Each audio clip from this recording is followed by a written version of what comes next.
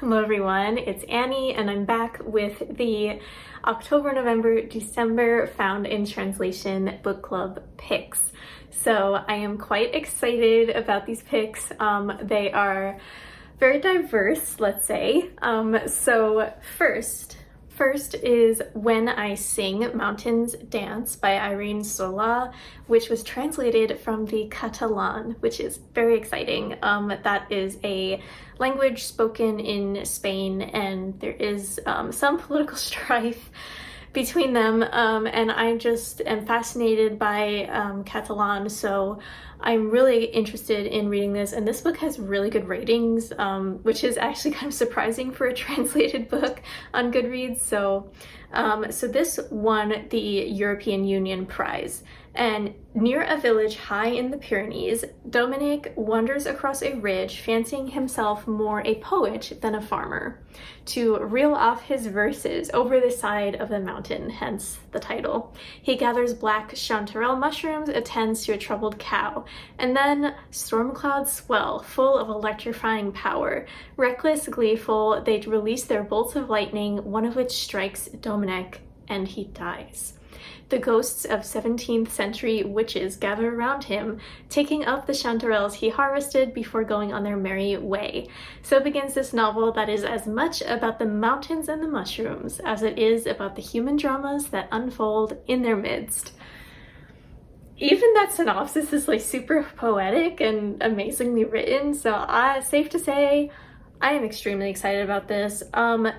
If you were a bit put off for last 3 months picks, because most of them are quite long, rest assured, this book is only 216 pages.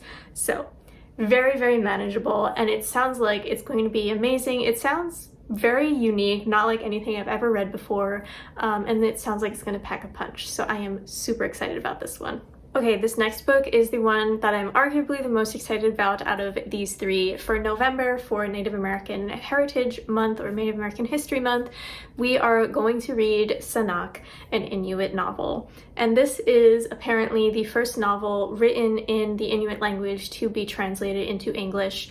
And it's also quite short. It is 248 pages, and I have wanted to read this for a really long time, so I'm very, very excited to get to it.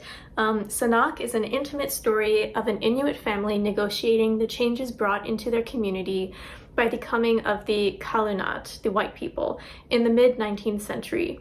Composed in 48 episodes, it recounts the daily life of Sanak, a strong and outspoken young widow, her daughter Kumak, and their small semi-nomadic community in northern Quebec.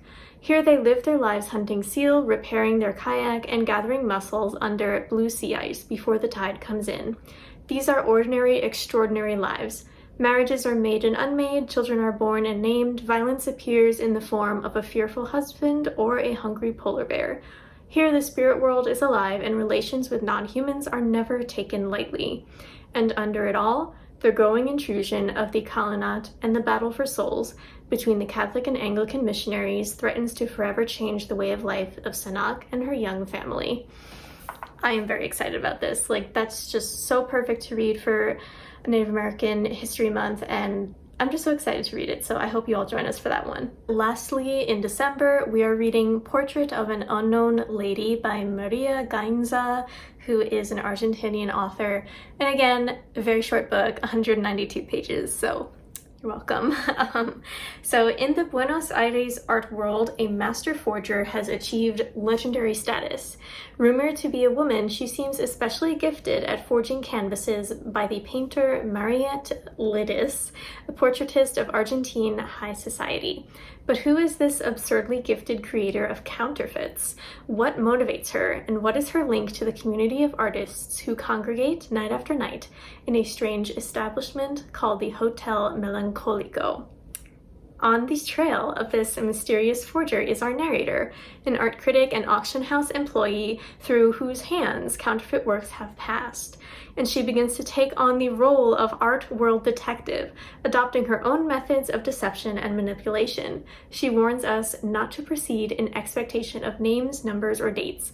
My techniques are those of an impressionist. interesting. So this seems a little bit more abstract, let's say, in art terms, than I normally read. It's not something I would have normally picked up, but that's kind of the point of this book club, to kind of broaden our horizons in both the languages that we read from and the genres and subject matter. So this is very interesting about the Argentinian art world, and I hope you can join us. So thank you so much for watching. I really hope you all join us for October, November, and December. As always, our Discord will be linked in the description down below. Please join us and you can all discuss the books with us. And we will have weekly live shows as well to discuss all of these books. So yeah, I'm very excited for the end of the year, and I can't believe it's already been a year.